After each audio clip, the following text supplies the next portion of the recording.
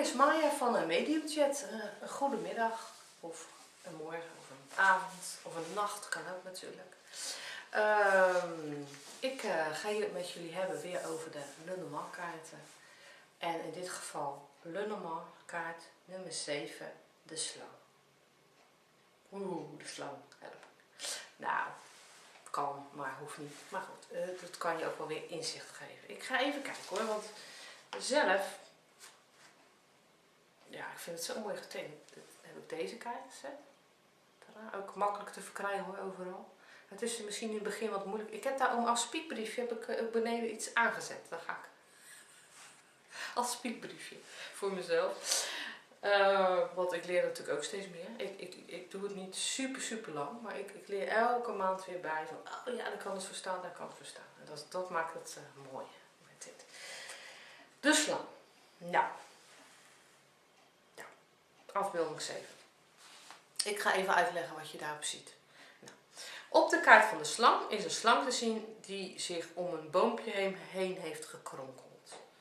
Uit de takken van de boom ontspruiten er al blaadjes. Eigenlijk alle blaadjes zijn ontsproten. In de verte is een bos. En de boom staat aan een meer. Als je goed kijkt. In het medaillon is een koningin te zien. Zie je? Het is een klaverkoningin. Er zit een zwarte klaver. Het is dus ook een zwarte kaart. Ze heeft haar kroontje al op haar hoofd. Nou, dat zie je misschien wel. En ze speelt op haar lier. Nou, dat is eigenlijk bijna niet te zien, maar je ziet hem nog net in de afbeelding. Het is een zwarte kaart, een klaverkaart. Okay. Deze kaart is gematigd negatief. Nou, oké. Korte beschrijving. De slang. Die geeft heel vaak een waarschuwing aan. Dat is wel zo dat hij dat vaak doet. Een waarschuwing van, is iets niet helemaal in orde. Er zit een addertje onder, ja, slangadder. Er zit een addertje onder het gras. Dat is wel, ja, dat kan echt wel vaker voorkomen. Als je de kaart trekt.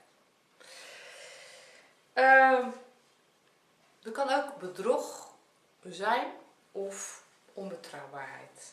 In ieder geval, het is niet helemaal kosher, zeg maar. Dat is niet helemaal kosher zo.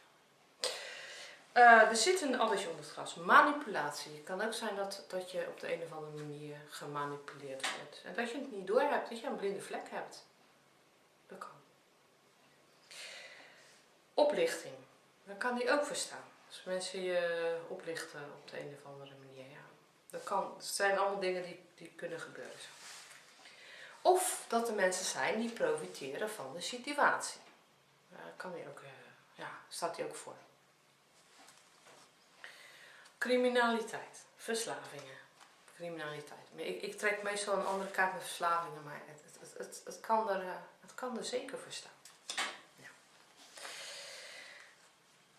Waar die ook voor kan staan, is dat je dus met jezelf in de knoop zit, zeg maar. Dat is weer een andere uiterste.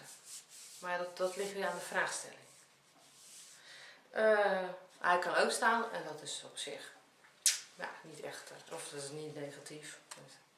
Voor verleiding of seksuele interesse, daar kan die ook voor staan. Dus dat is weer de andere kant op, zeg maar. Hij staat dus voor gematigd negatief. Okay. Ik zal nog even herhalen wat ik al eerder met de kaart heb gezegd. Even het onderscheid maken van de kaart tussen zeer positief, gematigd positief en gematigd negatief. Deze is dus gematigd negatief. Deze kaart valt in de categorie gematigd negatief. Dus ja, zeg maar, het hangt er weer af van de kaarten die eromheen staan. Als er echt alleen maar negatieve kaarten omheen zitten, dan is deze wel, ook wel in de categorie negatief valt hij dan. Maar als er echt super positieve kaarten meevallen, dan gaat het nog wel. Maar hou wel in je achterhoofd. Het is een waarschuwingskaart, dus dat is het vaak wel, zeg maar. Dus. Nou, de slang in je dagelijks leven. Kijk uit voor personen die mooi praten, die gladjes praten. En dat je al het gevoel hebt in je onderbuik van, Dat is wel een heel mooi verhaal. Ik vind het niet kloppen. Nou, dan... Ja. Je trekt die kaart. Ja, nou ja. Dan kan je er in ieder geval over nadenken. Laat ik zo zeggen. Iemand die heel mooi kan praten. Zo gladjes zeg. Dus ga er heel voorzichtig en behoedzaam mee om. Of ga er helemaal niet mee om. Net wat jij wil. Maar waar die dus ook voor kan staan. En dat is wel... Heb ik ook vaak getrokken. Dat hij dan staat voor...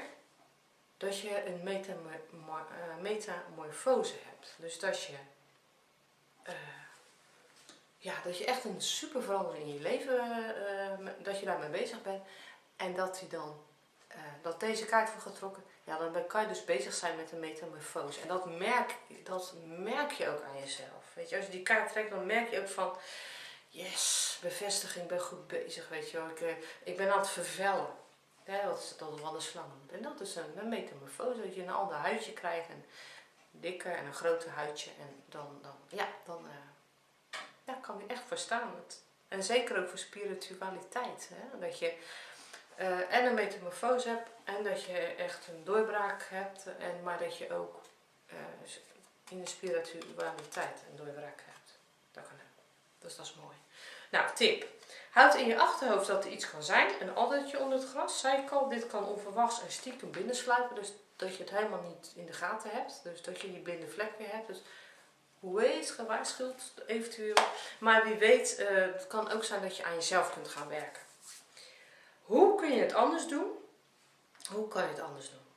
Of ben je misschien al goed op weg? Dus hou even in de gaten van waar gaat de vraag over en wat ligt er omheen. Persoonlijkheidskenmerken. Nou, de kaart die kan staan voor jaloezie. Mensen die jaloers zijn, afgunstig, jaloezie. Daar komt hij best wel... Nou moet ik zeggen, ik trek meestal de beer voor mensen die jaloers zijn. Maar goed. Ja. Meestal wordt de slang ook voor jaloezie gebruikt, zeg maar. Een listige en onbetrouwbaar persoon. Kan u verstaan? Deze mensen kunnen zich goed aanpassen zoals het in hun straatje te pas komt. Een mooi praten. Iemand die goed met jou zogenaamd kan meedenken en zich makkelijk kan aanpassen. Maar onderwijl gewoon eigenlijk voor zijn eigen gerief bezig is. Waar jij dan weer van kan leren natuurlijk. Soms kan er ook agressie om de hoek kijken. Hetzelfde met die wolken. Dat kan dus ook met deze kaart. De kaart kan ook staan voor iemand die seksueel heel actief is. En goed is in het verleiden. Dat is weer de andere kant van de kaart. Dat kan ook. Ja.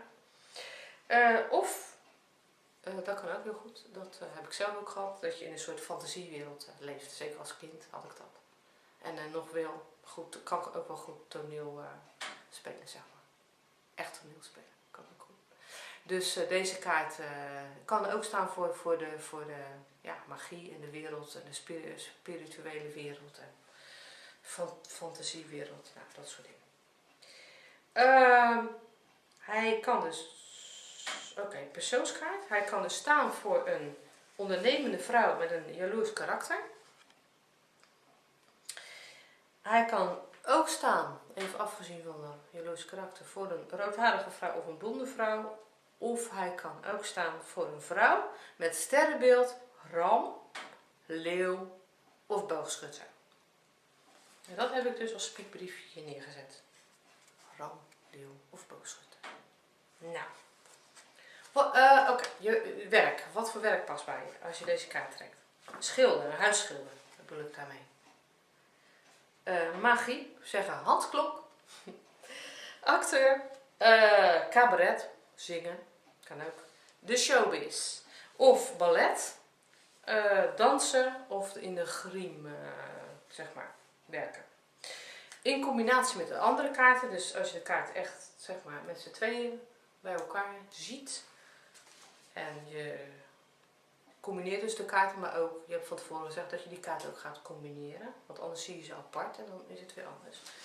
Als je deze kaart trekt, zeg maar de slang met de ruiter, dan betekent het dat je slang en ruiter, dus dat is slang en ruiter heb ik even niet meer, slang en ruiter, dan betekent het dus dat je leugens hoort of dat er leugens worden verteld. Trek je deze met de wolken, die heb ik toevallig. Een onbetrouwbare ambtenaar. Want ik kan dan weer slaan op een ambtenaar, maar ook op een leidinggevende, op een arts. Nou, die kant op. Trek je deze met het hart. De verliefdheid is een illusie. De verliefdheid is een illusie, kan het zijn. Kan een illusie zijn. De ring. Oneerlijkheid binnen de relatie. Kan. Of trek je deze met de Heer. Een oneerlijke man of gericht op zijn uiterlijk en materie. Dus dat hij niet hij is gewoon eerlijk, maar hij is heel erg gefocust op zijn uiterlijk en zijn geld. En dat kan ook. Okay. Nou, dat was even in een notendop. Want ja, daar valt eigenlijk zoveel te vertellen. Maar ja, ik kan onmogelijk een uur over een filmpje doen. In ieder geval, dit was even een notendop. De kaart van de slang. Nou, wederom hoop ik dat jij er heel veel aan gehad hebt. En dan de volgende keer ga ik dus verder met, die heb ik ook al liggen. Die heb ik al uitgewerkt. Dat is de, doodskist, lijkkist. Help. Nou, ik laat hem even zien. Nou, dit is de kaart die je makkelijk mee kan beginnen. En dit is de kaart die ik zelf, een beetje in Egypte. Kijk, dat is het. Dus daar ga ik de volgende keer mee beginnen. Ik hoop dat ik jullie weer zie en tot de volgende keer. Groetjes!